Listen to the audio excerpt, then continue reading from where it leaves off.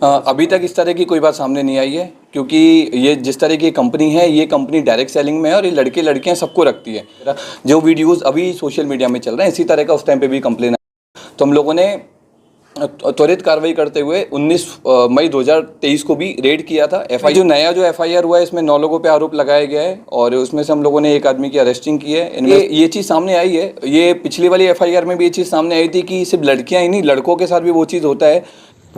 Subscribe करें हमारा channel प्रकाश news live और दबाएं बेल आइकन हमारे वीडियो सबसे पहले देखने के लिए। अय्यापुर थाने में 2/6/2024 को एक एफआईआर रजिस्टर किया गया था, जिसका एफआईआर नंबर 718/24 था। इसमें एक महिला के द्वारा कुछ लोगों के खिलाफ में आरोप लगाया गया था कि उनके द्वारा उस महिला को नौकरी के नाम पे बुलाया गया, उसके साथ फ्रॉड करके पैसा लिया गया और उसका शारीरिक शोषण किया गया।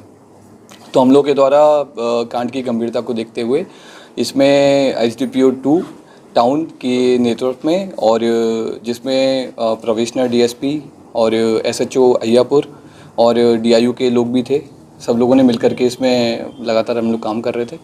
और इसमें फिर हम लोगों ने अभी कल एक व्यक्ति जिस पे शारीरिक शोषण का आरोप लगाया गया है, तिलक कुमार, उसकी हम लोगों ने गिरफ्तारी की है। और बाकी क्योंकि जैसे कांड अभी अनुसंधान अंतर्गत है, तो बहुत सारी चीज़ें जिस पे हम लोग काम कर रहे हैं। इनकी गिरफ्तारी कहाँ से हुई? इनकी गिरफ्तारी गोरखपुर से की गई है। सर, जो आरोप लगाया गया उसमें क्या सत्यता है? एक करके कंपनी था ये, चिट फंड कंपनी कहाँ पे खोले हुआ था ये जो कंपनी है, एक डीबीआर नाम की कंपनी है, एक रजिस्टर्ड कंपनी है और ये डायरेक्ट सेलिंग के बिजनेस में है, जिसमें मेडिसिन और हर्बल प्रोडक्ट्स को ये लोग जो इनके क्लाइंट्स रहते हैं या फिर जिनको ये लोग अपना डिस्ट्रीब्यूटर बोलते हैं, उनके माध्यम से एक जो पिरामिड स्कीम के थ्रू बेचते हैं। कितने लोग इसमें ये कंपनी इंडिया लेवल पे काम करती है और इसमें लाखों की संख्या में लड़के लड़कियां दोनों काम करते हैं और सबको प्रॉपर सैलरी दी जाती है। और काफ़ी आई थिंक 5 या 6 साल से कंपनी ऑपरेट कर रही है। इसमें और क्या मामला है सर?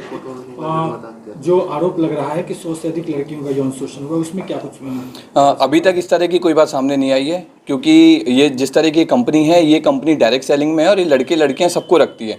तो जो एक जो बात सामने आ रही थी कि सिर्फ लड़कियों का यौन शोषण होता है, फिर लड़कियों को रखा जाता है, तो ये चीज़ बिल्कुल गलत है।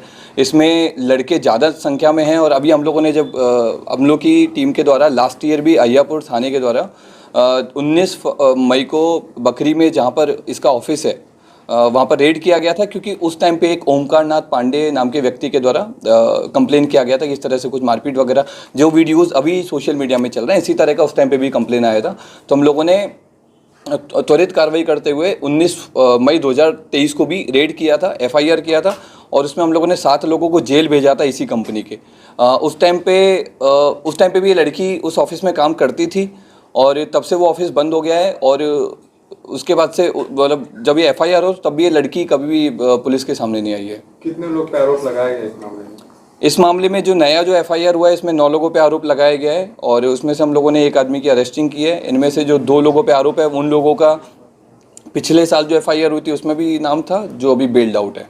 सर, जो वीडियो वायरल हो रहा है बेल्ट से पिटाई होते हुए, वो वीडियो किस कहां तक पुष्टि हुई है? हाँ, उस वीडियो का हम लोग सत्यापन कर रहे हैं और हम लोगों ने पूछताछ भी किया, तो इसमें ये चीज़ सामने आई है, क्योंकि ये सब लोग आपस में साथ में रहते थे और इन लोगों का कहना है कि जैसे कुछ लोग इस हायरार्की में कुछ लोग सीनियर होते थे, तो अगर कोई जूनियर अच्छे से परफॉर्म नहीं कर रहा है, चाहे वो लड़का हो, ये लोग, कुछ हमारे पास वीडियोस है जिसमें लड़के को भी ये लोग पीट रहे हैं, कुछ जो आप लोगों के पास वीडियोस है उसमें कुछ लड़कियों को भी पीटा जा रहा है। तो ये जनरली क्या करते थे कि अगर कोई आदमी अपना टारगेट पूरा नहीं करता था या फिर कंप्लेन आती थी, तो लोग एज ए डिसिप्लिनरी मेजर उन लोग के साथ मारपीट करते थे, जो गलत है। जो वहाँ पर काम कर रहे थे, जो लड़के आरोप लगाए, उनका कहना है कि उनका फ़ोन जब्त कर लिया जाता था, कुछ ही समय पर के लिए दिया जाता था और पर्सन से भी बात करने के लिए उनको फ़ोन, इस तरीके का कोई मामला? हाँ, तो ये चीज़ सामने आई है। ये पिछली वाली एफआईआर में भी ये चीज़ सामने आई थी कि सिर्फ लड़कियां ही नहीं, लड़कों के साथ भी वो चीज़ होता है। ये लोग उनको डिसिप्लिन में रखने के लिए लोग उनके साथ में मारपीट भी करते थे, बीच बीच में कई बार फ़ोन वगैरह भी इनका रख लेते थे, जो चीज़ गलत है।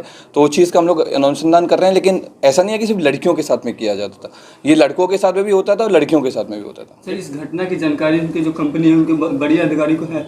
हाँ, बिल्कुल है। वो पिछले साल भी जो इनके सीएमडी हैं कंपनी के, जिनका नाम मनीष सिन्हा है, लास्ट ईयर जो एफआईआर हुआ था उसमें भी उनका नाम था, तो वो उस केस में बेल्ड आउट हैं और इस केस में भी इनका नाम है। सर एक पिस्टल लिए हुए फोटो है, क्या इससे जुड़ा हुआ है?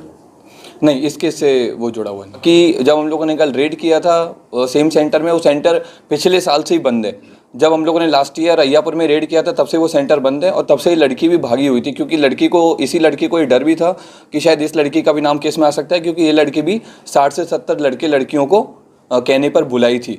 तो लेकिन कहीं भी उस टाइम पे भी यौन शोषण की बात नहीं आई थी, नहीं अभी यौन शोषण की बात आई है। इस बार तो लड़की को आरोप लगाइए कि यौन शोषण किया गया। आरोप लगाइए, लेकिन हम लोग नहीं, लेकिन हमारे पास में ऐसा कुछ अभी तक एविडेंस नहीं आया है। सर इनका जो टारगेट ही था कि 50 लोगों को बुलाना, उनका कॉन्टैक्ट नंबर को हायर करता था, उसी कॉन्टैक्ट नंबर को कॉल भी कर रहा था। उनकी तो मजबूरी थी टारगेट पूरा करने के लिए। हाँ, उनकी मजबूरी थी टारगेट पूरा करना।